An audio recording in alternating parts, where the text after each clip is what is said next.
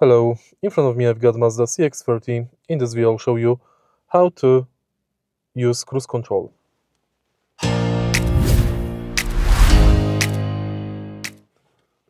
In the beginning, take a look at the steering wheel. Right here we've got the cruise control button. Firstly, accelerate to desired speed, and now press cruise control button. Now press set minus button, and now you can let the acceleration pedal go.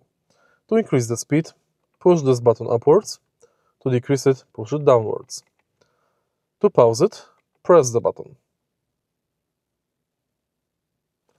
Now, you can also change distance from the following car via this button. To disable cruise control, again press cruise control button on the steering wheel. If you find this video helpful, please leave like, comment and subscribe.